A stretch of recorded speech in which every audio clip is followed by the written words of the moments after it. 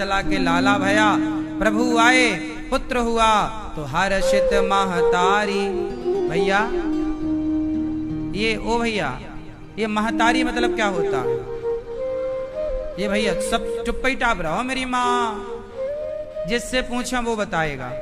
ये भैया बताओ महतारी मतलब क्या होता है? ये पीले भैया महतारी मतलब, ये चश्मा वाले महतारी मतलब, हाँ?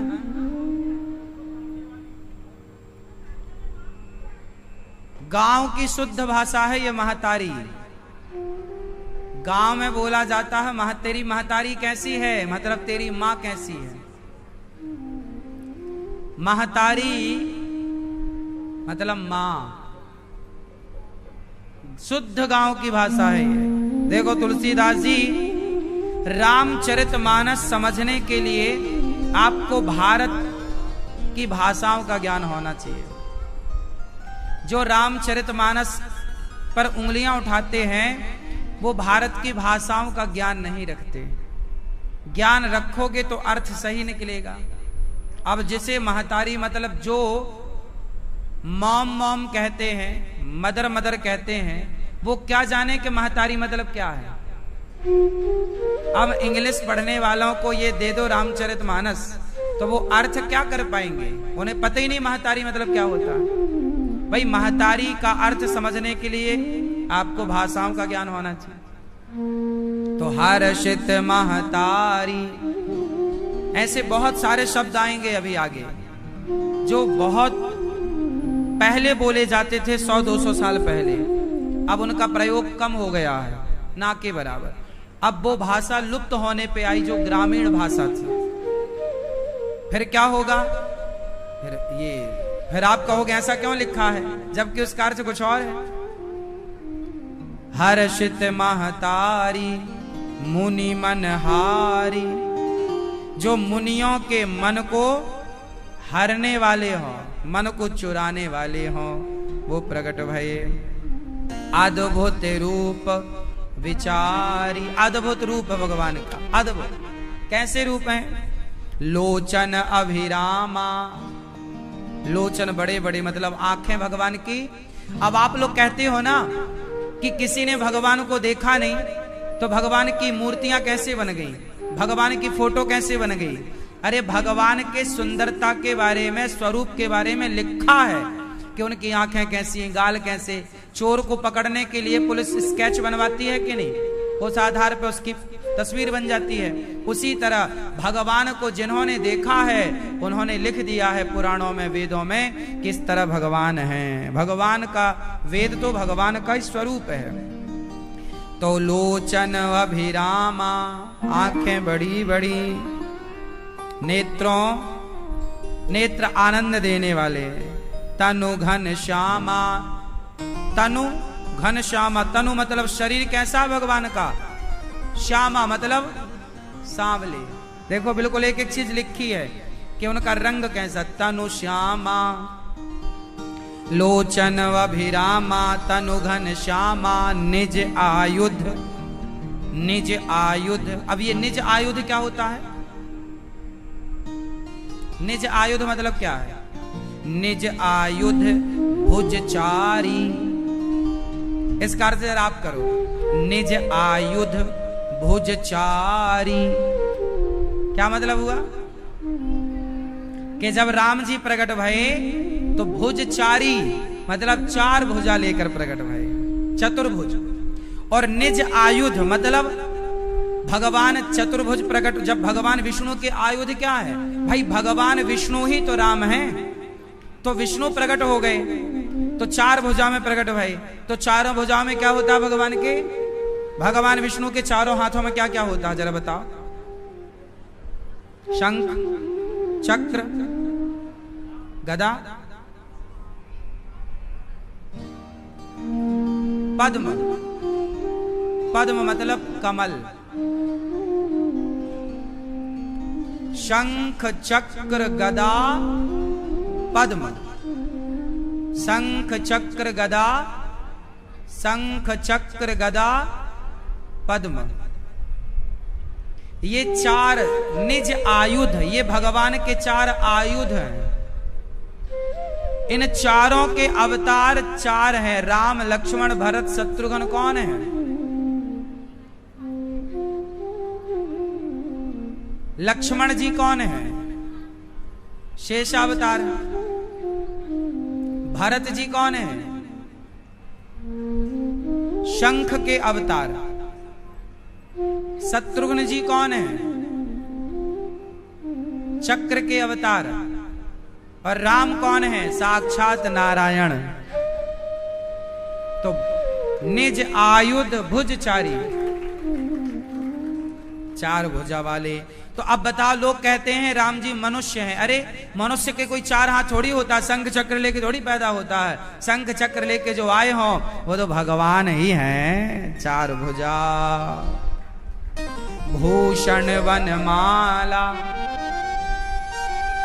भूषण वनमाला, नयन विशाला, आंखें बड़ी बड़ी, गले में सुंदर सी माला, है ना। भगवान आभूषण, भूषण मतलब आभूषण पहने हैं भगवान। बगल में भगवान है ना, कमर में करधन, गले में सुंदर सी माला, और एक माला और है वनमाला। वनमाला क्या होती है? क्यों वनमाला? अनेक प्रकार के पुष्पों की माला को वनमाला कहते हैं, जिसमें जंगल के लगभग सभी पुष्पों को पिरोया जाए, थोड़ा हरा पत्ता भी पिरोया जाए।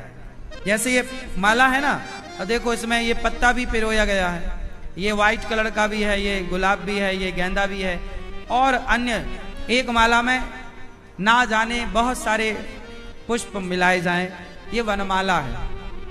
अनेक पुष्पों से जो बनी हो वो वनमाला कहलाती है। तो वही भूषण वनमाला, नयन विशाला, शोभा सिंधु खरारी, है ना। और समुद्र की तरह भगवान की विशालता, विशालता समुद्र की तरह है, अद्भुत सुंदरता है।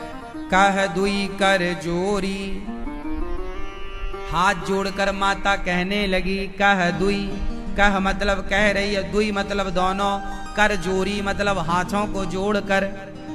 माता कौशल्या कह रही है, कह दुई कर जोरी, कर मतलब हाथों को, जोरी मतलब जोड़कर, कह दुई कर जोरी, आस्तुति तोरी, भगवान की स्तुति कर रही हैं। के ही विधि लागी, जन अनुरागी, प्रगट भये श्रीकंता। यहां भगवान को श्रीकंता कहा गया है। श्रीकंता, श्रीकंता मतलब क्या होता? सोम महित लागी, जन अनुरागी, प्रगट भयं श्री, आगे प्रगट भयं श्रीकंता। हे प्रभु, भक्तों से प्रेम करने वाले, भक्तों पर कल्याण कृपा करने वाले, श्रीकंता मतलब श्री मतलब लक्ष्मी पति, कंता मतलब लक्ष्मी पति भगवान आप प्रकट भय हैं हमारे यहाँ, है ना। लक्ष्मी पति ऐसे भगवान ब्रह्मांड निकाया, निर्मित माया, ब्रह्मांड को रचने वाले, माया को प्रकट करने वाले, रोम रोम प्रतिवेद कहें। आपके रोम रोम, भगवान के ना एक एक रोम में अनेक ब्रह्मांड लटकते हैं। भगवान जैसे ये पृथ्वी है ना, ऐसी ना जाने सैकड़ों पृथ्वियां और हैं। और ये तो साइंस भी सिद्ध कर चुका है कैसे, कितनी गैलेक्सियां हैं, कितना ब्रह्मांड है। सब अंतरिक्ष को जब शोध करेंगे, पढ़ेंगे तो सब पता चलेगा। हाँ, या कितनी आकाश गंगाएं हैं, एक आकाश गंगा में क्या क्या है वो सब मिलता है, वैज्ञानिकों ने बताया। हम तो इस ब्रह्मांड की एक पृथ्वी इतनी सी है, जरा सी। पृथ्वी से बड़े बड़े ग्रह हैं, मंगल ग्रह कितना बड़ा है ना, बृहस्पति कितना बड़ा है। तो सब पृथ्वी से कई कई गुने बड़े ग्रह हैं। तो वही देखो जो वैज्ञानिकों को आज सैटेलाइट के द्वारा पता चला, हमारे ऋषि मुनियों ने पहले ही पता लगा लिया और लिख दिया कि अनेक पृथ्वियां हैं, ब्रह्मांड निकाया निर्मित माया रोम रोम प्रतिवेद कहे। भगवान के रोम रोम में अनेक ब्रह्मांड लटक रहे हैं। अनेक ब्रह्मांडों की चर्चा आज साइंस करता है कि नहीं, बताओ। अनेक आकाश गंगाओं की चर्चा, गैलेक्सी की चर्चा करता है कि नहीं साइंस। साइंस आज चर्चा कर रहा है। हमारे तुलसीदास जी पहले ही कह गए हैं, तो सब शोध किया तब ना कहा, यूं ही हवा में थोड़ी मार के चले गए।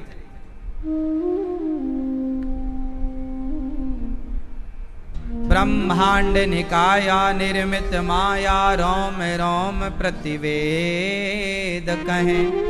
मम उर सुवासी यह उपहासी सुनत धीर मति थिर न रहे। अब मेरी मति थिर नहीं, मतलब स्थिर नहीं है, आपके बारे में क्या कहें। उपजा जब ज्ञाना प्रभु मुस्काना चरित बहुत विधि कीन चहे। अब भगवान मुस्कुराए और कही कथा सुहाई मातु बुझाई जेहि प्रकार सुत प्रेम लहे। अब भगवान बोले मैया मैं आप सब पर कृपा करने, पृथ्वी पर कृपा करने अवतार लिया हूं।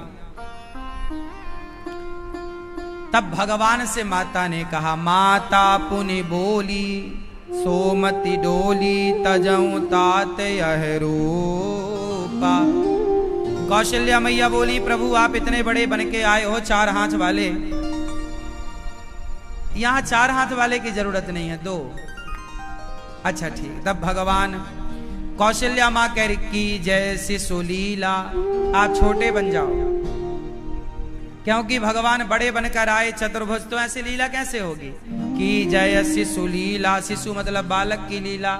अति प्रियशीला, अति प्रियशीला यह सुख परम अनुपा। सुनी बचन सुजाना रोदन ठाना। जब भगवान को माँ ने कहा कि आप बच्चों की लीला करो, भगवान हो पर बाल रूप में आओ, तब भगवान छोटे बन गए, 4 हाथ से 2 गायब किया, 2 बचे और रोने लग गए भगवान। छोटे बच्चे जन्म लेते ही क्या करते हैं, रोते हैं, तो भगवान भी रोने लग गए। भगवान क्यों रोने लग गए।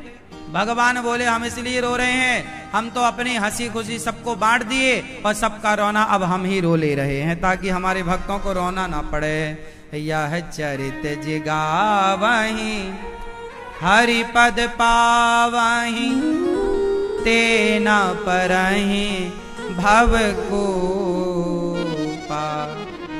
यह चरित्र जो गाएगा वो कूपा मतलब संसार के कुएं में नहीं गिरेगा। जो राम चरित्र गाएगा संसार के कूप में नहीं गिरेगा।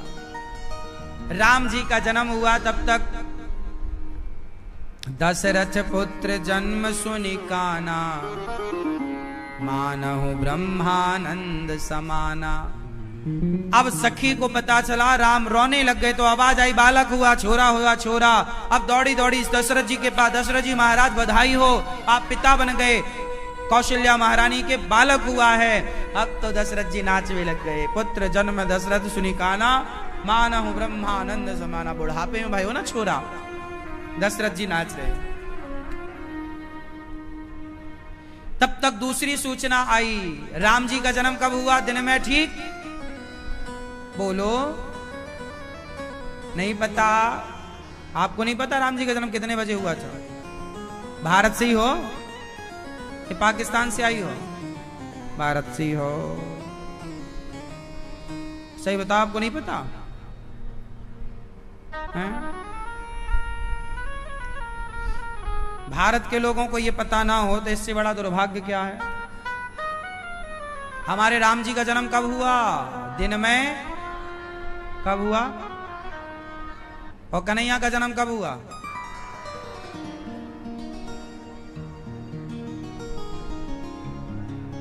राम जी का जन्म 12 बजे हुआ, दिन के 12 बजे। तिथि क्या थी राम जी के जन्म की,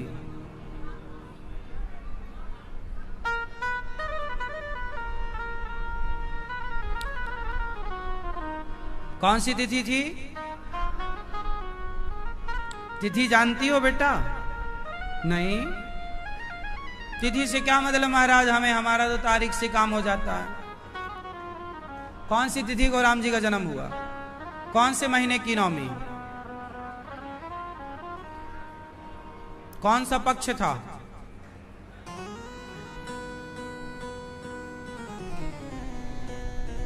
कितने महीने होते हैं बेटा? हाँ 12। हिंदी महीने के नाम बताओ 12, हिंदी में बोलो।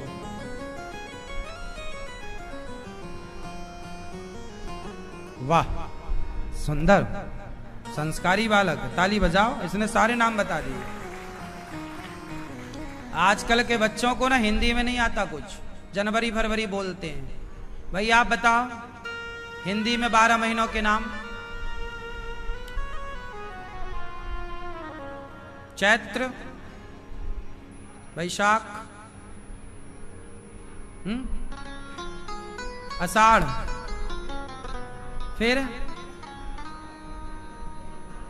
सावन, भैया ये सब घर में पढ़ाती तुम? ये सब बताओ। भारतीय संस्कृति को बच्चे नहीं जानेंगे तो कौन जानेगा? 12 महीने होते हैं, चैत्र वैशाख जेठ आषाढ़ सावन भादो कुंवर कार्तिक अघन पूष माह फागुन।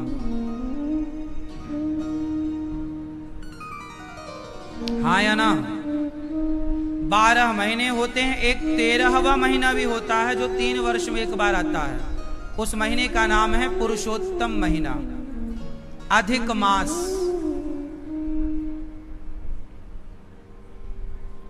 ठीक है बेटा, तो राम जी का जन्म किस महीने में हुआ था?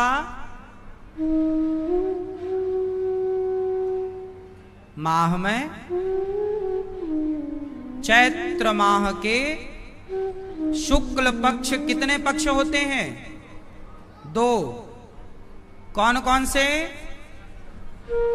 कृष्ण पक्ष। और किस पक्ष में अमावस्या होती है और किस पक्ष में पूर्णिमा होती है, ये भैया बताएंगे हमारे।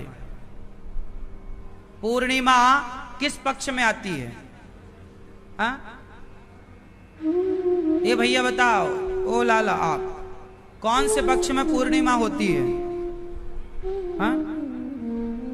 आप बताओ भैया। पूर्णिमा, अमावस्या किस पक्ष में होती है? हाँ? शुक्ल पक्ष में। आप बताओ। अमावस्या शुक्ल पक्ष में होती है। अच्छा, कृष्ण पक्ष में पूर्णिमा होती है।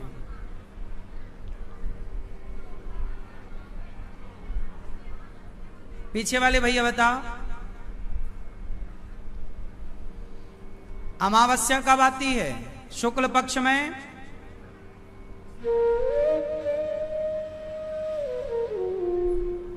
हाँ, अमावस्या के दिन कृष्ण पक्ष पूरा होता है।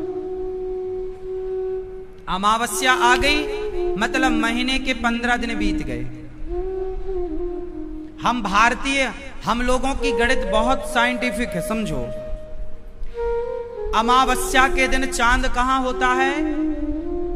आप बताओ। अमावस्या के दिन चांद कहां होता है? मतलब है द्वादशी कहां चली गई? वो जो तिथियां कट रही हैं, 1 घंटा कटा, आधा घंटा कटा, 1 मिनट कटा, वो सारा जाके जुड़ता है पुरुषोत्तम माह में। मतलब इतनी वैज्ञानिक गणित और दृष्टिकोण हम भारतीयों का था। आज से नहीं, सैटेलाइट तो आज आई है साहब। ये गणित तो हमारी पहले से चली आ रही है। 1-1 मिनट बचा करके 1 महीना निकाल देते थे ताकि कोई व्यवस्था ना बिगड़े। और हमारे यहां परफेक्ट। दीपावली जब भी आएगी अमावस्या को आएगी। रक्षाबंधन जब भी आएगी पूर्णिमा को आएगी। हमारे यहां बिल्कुल सेट है। क्यों जी? बात सही। हमारे यहां तारीख तो बदल जाती है ना भैया। जो तिथि आज है, आज माना कि 10 तारीख है और 10 ध्वज मतलब झंडा ऊंचा रहे हमारा। आपको अपने घर पे क्या लगाना चाहिए? सुंदर सा लाल कलर का या सफेद या भगवा प्रभु को समर्पित करके ध्वज लगाना चाहिए। हाथ वज्र और ध्वजा। हाँ, आप सबके घर में आजकल आप क्या लगाते हैं? जूता लटका देते हैं घर के ऊपर। करोड़ों का घर बनाया और जूता पहना दिया, बोले नजर ना लग जाए किसी की। तो जब तुम अपने बच्चे को दुल्हा बनाते हो तैयार शादी के लिए, तो उसे भी तो नजर लगती होगी, एक जूते का माला उसे क्यों नहीं पहना देते? कुछ लोग टायर लटका देते, टायर। तो जब तुम्हारे बेटे का ब्याह हो तो नजर ना, ये टायर उसे भी पहनाओ, साइकिल की पहना दो, स्कूटर का पहना दो, चलो। मतलब इतनी मूर्खतापूर्ण हरकतें हैं लोगों की। अरे घर पर टायर जूता नहीं, ये चीजें नजर से नहीं। आपके द्वार पर यदि झंडा लगा है तो वो आपके घर को नजर नहीं लगने देगा। और द्वार पर शंख चक्र लगना चाहिए, ऐसे शंख चक्र। तांबे का बनवा लो, पीतल का बनवा लो, स्टील का बनवा लो, शंख और चक्र, तिलक बीच में, शंख चक्र। और द्वार पर आपका जो मुख्य दरवाजा वहां चक्र लगेगा। तो जैसे सुदर्शन चक्र सारे दुष्टों का दमन करता है, आपके घर की तरफ आने वाली हर नेगेटिविटी को चक्र समाप्त करेगा। इसलिए चक्र लगवाओ द्वार पर, शंख चक्र। और घर के ऊपर झंडा। झंडा पहले भगवान को समर्पित करो, फिर झंडा लगाओ। झंडा ऊंचा रहे हमारा। जिसकी ध्वजा, जिसके घर की ध्वजा सदा लहराती है, सदा उसकी जय जयकार होती है। ये सब चीजें पॉजिटिविटी को खींचने वाली हैं। ये सब पहले से चला आया है। अब आज आप लोग जूते पे आ गए तो हम क्या करें? झंडा से आप जूते पे आ गए, क्या से क्या हो गए देखते देखते। झंडा लगाने वाले क्या लगाने लग गए? जूता। वो कह रहे हम तरक्की कर गए। बाहरी तरक्की।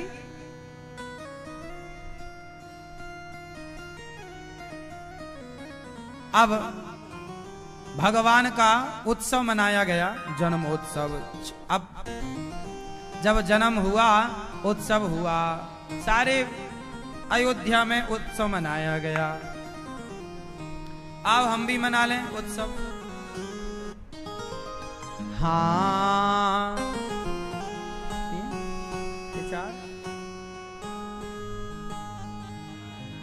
हाँ,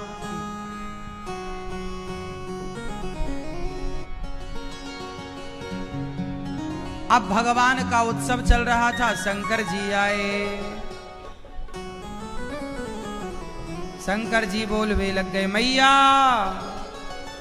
आज बिरज, आज अवध की गलियों में नाचे जोगी मतवाला।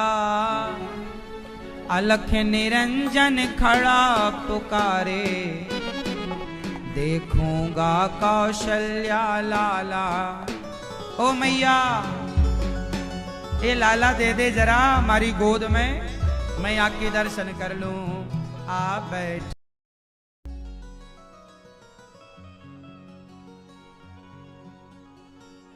भगवान बहुत सुंदर बधाई दे रहे हैं लोग। अब नामकरण गुरु वशिष्ठ जी ने कराया। नाम जो आनंद सिंधु सुख राशि, सी करते त्रैलोक्य सुपासी। सो सुख धाम राम वस नामा, अखिल लोकदायक विश्रामा। भगवान का नामकरण हुआ। राम जी का नाम, दशरथ जी के बड़े पुत्र का नाम रखा गया राम। राम किसे कहते हैं आप बताओ? राम को परिभाषित कीजिए। राम की परिभाषा क्या है? बैठे बैठे किसे कहते हैं राम? हाँ? हाँ? नमस्ते, नमन्ते। रमन्ते, हाँ, जो सबके हृदय में रमण करें, जो सबके हृदय में रमे, उन्हीं का नाम है राम। वाह, बढ़िया। रमन्ते यस्य योगी नाम यस्य सह रामः। जो योगियों के हृदय में रमण करें वो राम, सबके हृदय में रमते हैं, उन्हें कहते हैं जो सबके हृदय में रमे, राम है।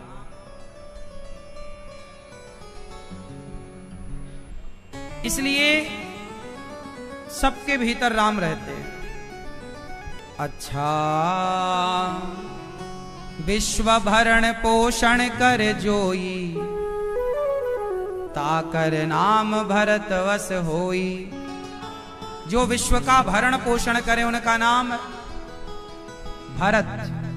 भरत जी का काम है सबका पालन करना। जाके सुमिरन तेरी पुनासा, नाम शत्रुघ्न वेद प्रकाशा। जिनके नाम से शत्रुओं के छक्के छूट जाएं वो शत्रुघ्न जी।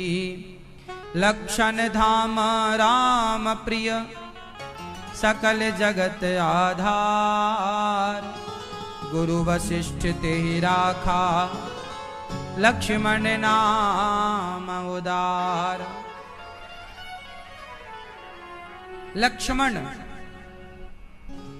जो सकल जगत के आधार हैं, ऐसे का नाम लक्ष्मण। जो अपने लक्ष्य की ओर चले वो लक्ष्मण।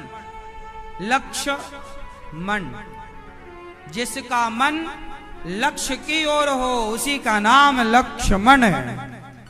लक्ष्य मन मीन्स जीवन में लक्ष्य बनाओ और लक्ष्य बनाकर अपने मन को उस लक्ष्य में लगाओ। इसलिए लक्ष्मण, लक्ष्मण जी का मन राम में लगा, उनका लक्ष्य ही है राम की सेवा। तो जिनका लक्ष्य राम की सेवा हो, जिनका लक्ष्य लक्ष्य पर मन लगाओ वो लक्ष्मण। तो आप भी अपने मन को कहां लगाएंगे? लक्ष्य पर लगाएंगे। कुछ लोग कहते हैं ना हमारा मन नहीं लगता, जिसका मन नहीं लगता वो लक्ष्मण नहीं हो सकता। लक्ष्मण होने के लिए क्या चाहिए? लक्ष्य पर मन। क्या चाहिए मेरी मां? लक्ष्य पर मन चाहिए। अब भगवान राम का नामकरण हुआ, थोड़ा बड़े हुए। श्याम गौर सुंदर दो भाई, श्याम गौर सुंदर दो जोरी। निरखहि छवि जननी त्रन तोरी। माता कौशल्या जब राम को देखती हैं बार बार तिनका तोड़ देती हैं, मेरे राम को नजर ना लग जाए। भैया मेरे राम को काहू की नजर ना लगे। व्यापक ब्रह्म निरंजन, निर्गुण विगत विनोद। सो अज प्रेम भगति बस, कौशल्या के गोद। जो परमात्मा है वो आज कौशल्या माँ की गोद में खेल रहे हैं। कितना पुण्य किया होगा माँ कौशल्या ने कि राम गोद में खेल रहे। जगत के पालनहार। अब राम थोड़ा बड़े भय। अच्छा, राम कृष्ण जी की बाल लीलाएं ज्यादा हैं, राम जी की बाल लीला थोड़ी कम है। राम जी मर्यादित हैं। माँ खिला पिला देती है, दूध पिला देती है, मस्त दूध पी लेते हैं। कोई चोरी वोरी करते नहीं राम, वो तो कन्हैया है नटखट। इसलिए राम का बचपन थोड़ा बड़े जब हुए ना राम जी की लीला करते हैं। मैया कौशल्या लाला को दूध पिला के पालने पर लिटाई और सुलाई। सुला रही हैं मैया कौशल्या लाला को। और जब सुलाई तो पूजा करने गई अपने इष्ट देव की। कौशल्या माँ के इष्ट देव हैं रंगनाथ भगवान। पूजा करने गई तो देखा क्या कि भगवान को जो भोग लगाने रखी मां, तो राम जी बैठ के खा रहे थे। कौशल्या मैया बोली मैं तो अभी सुला कर आई हूं, भाग कर आई, तो राम जी पालने पर भी सो रहे थे और मंदिर में बैठ के खा भी रहे थे। यहाँ उहाँ दुई बालक देखा, ये भगवान की दिव्य लीला है। एक बार जननी अनुवाए, कर सिंगार पलना पौढ़ाए, निज कुल इष्ट देव भगवाना, पूजा हेतु करहि स्नाना। बहुरी मातु तहवा चली जाई, भोजन करत देख सुत जाई। यहाँ उहाँ दुई बालक देखा, मति भ्रम मोर कियान अभिषेक। आज कौशल्या मैया ने यहाँ वहां बालक देखा, घबराई। शत्रुघ्न पढ़ने गए। कहाँ गए? पढ़ने। कहाँ गए? गुरु गृह पढ़न गयऊं रघुराई, अल्पकाल विद्या सब पाई। राम जी पढ़ने कहाँ गए? गुरु गृह पढ़न गयऊं रघुराई। गुरु जी के यहाँ गए पढ़ने, अल्पकाल विद्या सब पाई। राम जी गुरु जी के यहाँ पढ़ने गए, कम समय में ज्यादा सीख करके आए। जाकी सहज श्वास श्रुति चारी, सो हरि पढ़यह कौतुक भारी। बड़ा कौतुक है, हंसने की बात है कि जिनसे वेद प्रकट हो रहे हैं वो पढ़ रहे हैं, पर लीला तो करनी है। अच्छा, जब राम जी पढ़कर आए तो राम जी की पढ़ाई उनके स्वभाव में दिखने लग गई। क्यों भैया, आप पढ़े हैं? हाँ, कितना पढ़े हैं? बैठे बैठे बताओ। बीए किए हैं और एमए किए हैं, बीएड, और आप सब पढ़े लिखे हैं। आप क्या पढ़ते हो? कौन सी कक्षा में हो? क्या पढ़ते हो? 10th? अच्छा, आप सबने पढ़ाई की और पढ़ के आपने क्या पाई? डिग्रियां। आपकी डिग्रियां किस काम की हैं? दिखाओगे तो नौकरी मिल जाएगी, सिर्फ नौकरी लेने के लिए। आप लोगों ने इतनी सारी पढ़ाई पढ़ी है केवल नौकरी लेने के लिए, हाँ या ना? मतलब आपका उद्देश्य है केवल पैसा कमाना। पढ़ो क्यों? क्योंकि आपको लगता है पढ़ लिखने के बाद पैसा बहुत आएगा, तो आप पढ़ते हैं केवल पैसे के लिए। जबकि राम जी पढ़ के आए तो पैसे के लिए पढ़कर नहीं आए। राम जी पढ़कर आए तो प्रातः काल जब पढ़ने गए और पढ़कर लौटे तो राम का स्वभाव बदल गया।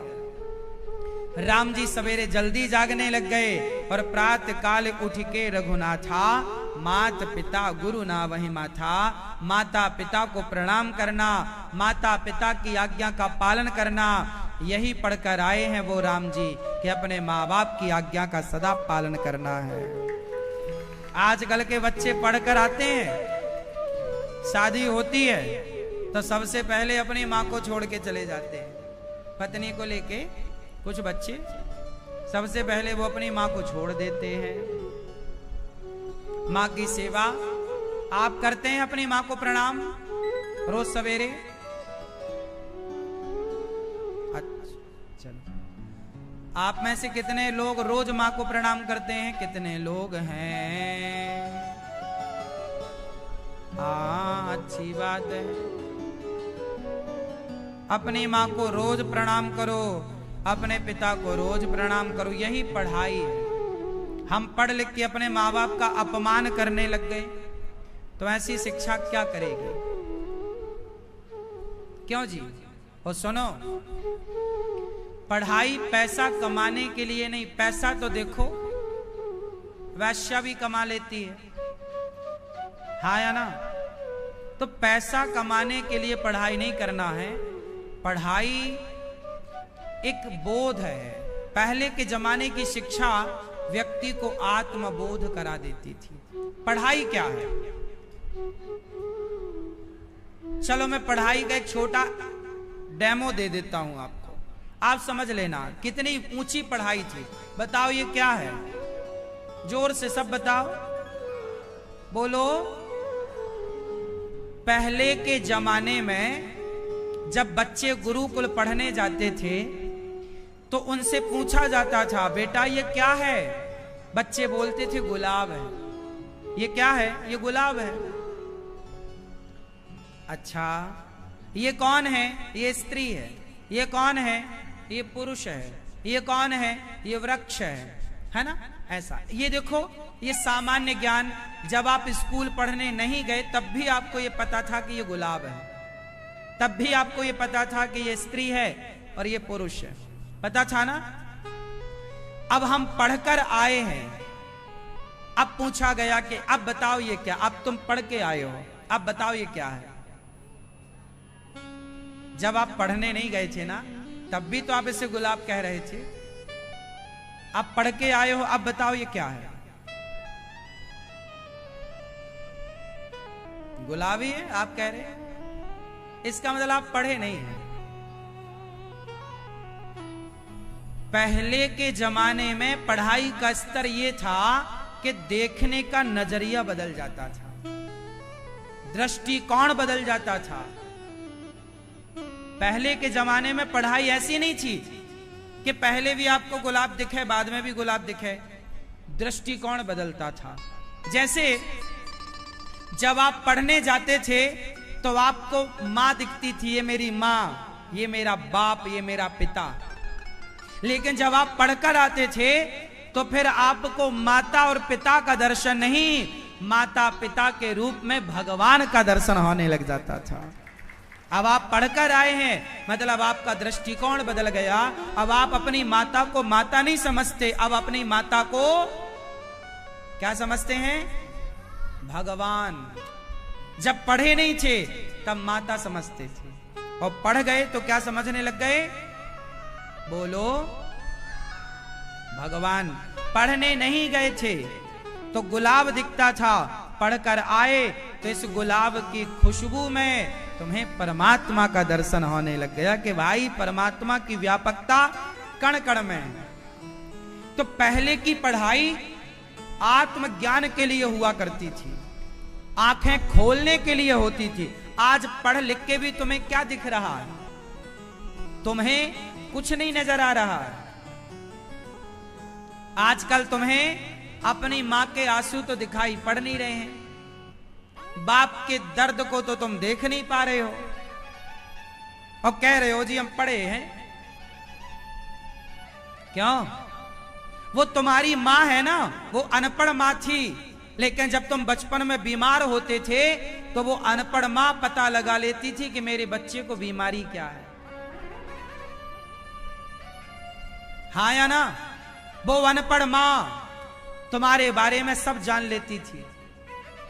और अब तो तुम पढ़ लिख गए हो, तुम मां की भावनाओं को ना जान पाए, तुम मां की कदर ना कर पाए, तुम बाप का सम्मान ना कर पाए, और कह रहे हो जी हम पढ़े हैं।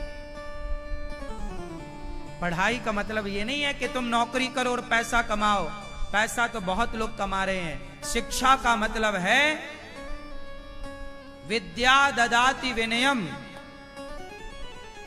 विद्या क्या देती है? नम्रता। विद्या हमें नम्र बनाती है, विद्या हमें संस्कारवान बनाती है। विद्वान ही, अरे पत्थर तो पत्थर होता है,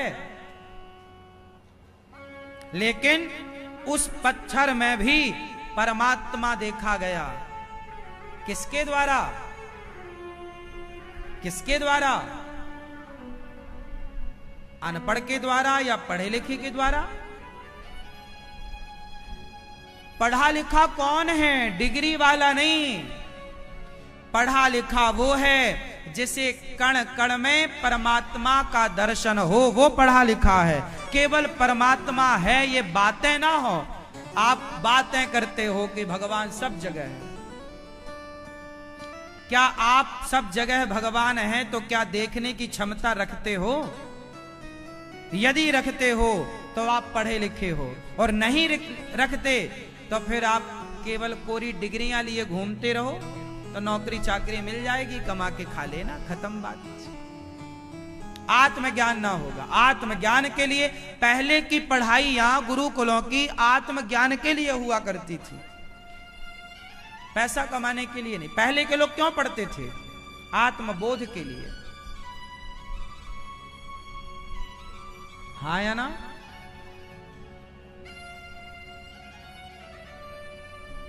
पहले ये समस्या थी ही नहीं बेरोजगारी की, आज बेरोजगारी की समस्या है।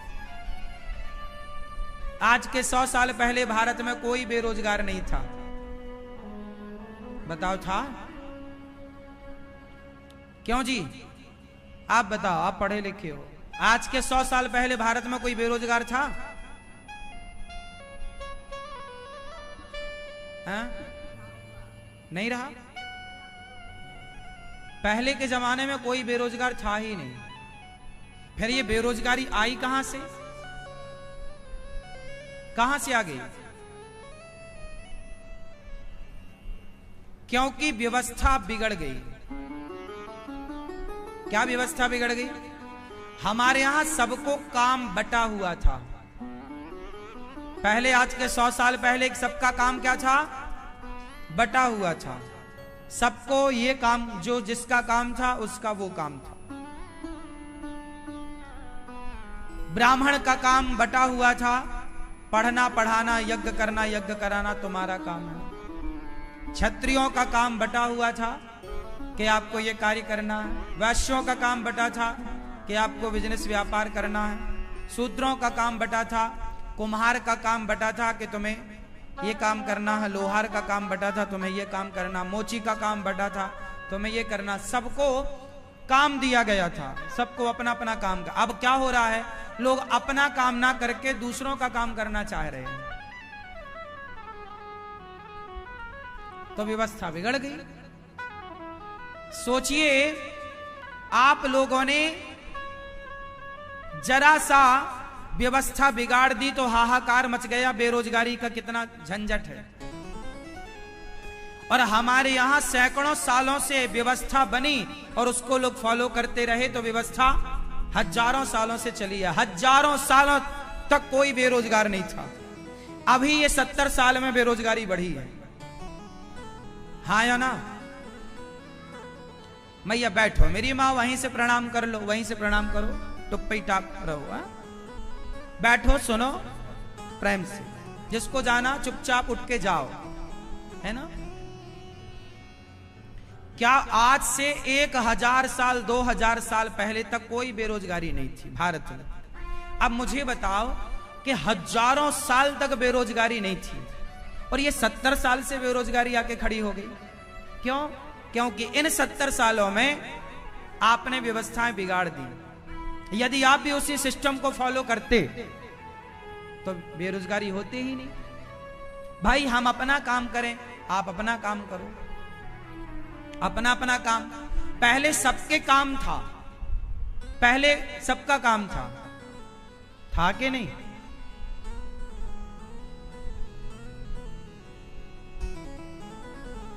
व्यवस्थाएं बहुत अच्छी, इसलिए हमारे ऋषियों ने 4 भाग किए व्यवस्था के लिए। ब्राह्मण, क्षत्रिय, वैश्य और शूद्र। ये 4 जो वर्ण बने, ये व्यवस्था के लिए बने और इन व्यवस्थाओं को इन्होंने सैकड़ों हजारों साल तक फॉलो किया, तब तक सब सुखी रहे। और जैसे ही इन्होंने ये वर्ण व्यवस्था, आजकल लोग क्या कहते हैं? हम तो वर्ण व्यवस्था नहीं मानते। नहीं मानोगे तो अराजकता फैलेगी। भाई, वर्ण व्यवस्था का मतलब ये नहीं है छुआछूत। छुआछूत बिल्कुल मत मानिए। छुआछूत नहीं होना चाहिए, छुआछूत बिल्कुल नहीं होना चाहिए। मैं भी छुआछूत नहीं मानता। कोई इंसान अछूत नहीं होता, कोई व्यक्ति अछूत नहीं होता। तो फिर ये व्यवस्था ब्राह्मण, क्षत्रिय, वैश्य, शूद्र, ये छुआछूत के लिए नहीं बना, ये छुआछूत तो बाद में लोगों ने अपनी गंदी सोच से प्रकट कर लिया। बना क्या था? व्यवस्था। अपना दिमाग लगा करके सब गुड़ गोबर कर लिया। पहले कितनी बढ़िया मर्यादा थी। पहले विवाह एक व्यवस्था में होता था। पहले के जमाने में युद्ध भी होते थे, तो युद्ध भी एक मर्यादा में होता था। हाँ या ना? ऐसे नहीं कि रात को सोते समय कोई आके मार दे, ऐसा नहीं। धर्म युद्ध होता था। युद्ध क्षेत्र में युद्ध होगा, आमने सामने से वार होगा, पीठ पे वार नहीं होगा। मतलब धर्म था, व्यवस्था थी, नियम थे। हमारे यहां बहुत, अब क्या क्या बताएं, क्या क्या था। तो सब प्रातः काल उठ के रघुनाथा, मात पिता गुरु ना वही माथा। राम जी सवेरे जल्दी जाग जाते हैं, प्रणाम करते हैं। आप भी अपने माँ बाप को सम्मानित किया करो, प्रणाम किया करो। यही शिक्षा है। मैं कम पढ़ा लिखा हूं, लेकिन अपने माँ बाप की सेवा करता हूं। और अपने माँ बाप की ही नहीं, गौरी गोपाल आश्रम में 270 माँ की सेवा करता हूं। क्यों? क्योंकि मैं कम पढ़ा लिखा हूं। औरों की तरह ज्यादा पढ़ लिख जाता तो माँ बाप की सेवा ना करता, अभिमान में डोलता रहता कि जी मैं पढ़ा लिखा हूं। आज के पढ़े लिखे लोगों को घमंड ज्यादा रहता। जो पढ़ाई तुम्हें घमंडी बना दे वो पढ़ाई नहीं है साहब। विद्या विवादाय धनम मदाय, जो विद्या विवाद का कारण बन जाए वो विद्या विद्या नहीं है। हम कम पढ़े लिखे हैं। गौरी गोपाल आश्रम में 280 माताएं हैं। सब माओं के चरण दबाता हूं। हमारे यहाँ ब्राह्मण माता भी है, क्षत्रिय माता भी है, वैश्य माता भी है, शूद्र माता भी है। हमारे यहाँ कोई भेदभाव नहीं होता। सभी माओं को एक साथ भोजन मिलता है और सभी माओं के एक साथ यह दास अनिरुद्ध चरण सेवा करता है। हमने तो कोई भेद नहीं रखा। हम कम पढ़े लिखे हैं तो सेवा करते हैं पांव की, चरणों की। और तुम्हारे बच्चे ज्यादा पढ़े लिखे हैं तो तुम्हारे पांव नहीं छूते, तुम्हारे घुटने छूते हैं। आजकल के बच्चे अपने माँ बाप के क्या छूते हैं? घुटने, पांव नहीं छूते। शर्म आती है, रीढ़ की हड्डी अकड़ चुकी है, झुकते नहीं है। ये ज्यादा पढ़े लिखे लोग हैं तो घुटना छूते हैं। हम कम पढ़े लिखे हैं तो माँ के चरण दबाते हैं। आप तो अपनी माँ के पांव दबाने में संकोच करते हो, हम तो सभी माँ के चरण की सेवा करते हैं। देखो, हमें सेवा में कोई शर्म नहीं है। आप पढ़े लिखे हैं तो शर्म करते हो सेवा में, हम कम पढ़े लिखे हैं तो सेवा में शर्म नहीं करते। इसलिए सबसे उत्तम पढ़ाई क्या है? आपके अंदर सेवा का भाव जाग जाए, आपके अंदर दया आ जाए, आप सबके प्रति दया का भाव रखें। आपके अंदर सबके प्रति दया है, करुणा है। अपना अपना पेट तो पशु पक्षी भी भरते हैं, पर जो कमा कर दूसरों का पेट भरे वही पढ़ा लिखा है साहब। जो दूसरों के बारे में सोचे। अपना, आपने पढ़ लिख कर क्या किया? अपने ही पेट तो भरा है। आपकी पढ़ाई से आपने अपने ही तो पेट भरा है। और अपना पेट तो कुत्ता भी भरता है, बिल्ली भी भरती है। पढ़ाई का मतलब ये नहीं कि तुम अपने बच्चों का पेट भरने में लग जाओ, अपना भी भरो, औरों का भी सोचो। हम कम पढ़े लिखे हैं ना, तो गौरी गोपाल गुरुकुल में 125 बच्चे पढ़ते हैं। हमें लगता है कि हम कम पढ़े लिखे हैं, भारत के बच्चे पढ़ जाएं, इसलिए गरीब परिवार के 125 बच्चों को लाकर गौरी गोपाल गुरुकुल में निःशुल्क पढ़ाया जा रहा है, निःशुल्क शिक्षा दी जा रही है। क्यों? क्योंकि हम कम पढ़े लिखे हैं तो हम चाहते हैं कि बच्चे ज्यादा पढ़ें। संस्कार, यदि आपकी शिक्षा ने आपको संस्कार नहीं दिया तो आपकी शिक्षा किसी काम की नहीं। कागजों की डिग्रियों से क्या होगा साहब? लिए रहो। व्यक्ति का व्यवहार, आचरण बोलता है, हाँ या ना? इसलिए मुझे तो बिल्कुल कागज की डिग्रियों वाली पढ़ाई अच्छी नहीं लगती। आप पढ़ते हैं, पढ़ो, मैं विरोध नहीं कर रहा हूं, पढ़ना ही पड़ेगा। आज के परिवेश में तो वही है, उसके बिना आपका गुजारा भी नहीं है। लेकिन मैं कागज की डिग्रियों पर बिल्कुल यकीन नहीं करता। मैं आपके चरित्र, आपके आचरण और आपके टैलेंट पर यकीन करता हूं। आप गुणवान हैं, टैलेंटेड हैं, तो आपको डिग्री की जरूरत नहीं पड़ेगी साहब। डिग्रियां बहुत छोटी चीज है आपके गुण के आगे, आपकी काबिलियत के आगे। एक व्यक्ति डिग्रियां ज्यादा लिए बैठा है पर काबिलियत कुछ नहीं है। हाँ या ना? कोई व्यवस्था नहीं है। कुछ लोग होते हैं जो कम पढ़े लिखे होते हैं पर ज्यादा काम कर पाते हैं। कुछ लोग होते हैं जो ज्यादा पढ़े लिखे होते हैं, काम कम कम कर पाते हैं। ऐसा होता है कि नहीं? तो पढ़ाई लिखाई अपनी जगह ठीक है, लेकिन पढ़ाई से ऊंचा भी कुछ होता है साहब। जो बच्चे फेल हो जाते हैं 10वीं 12वीं और नौकरी नहीं लग पाती, नहीं सफल हो पाते, वो रोते हैं, महाराज जी हम फेल हो गए, कैसे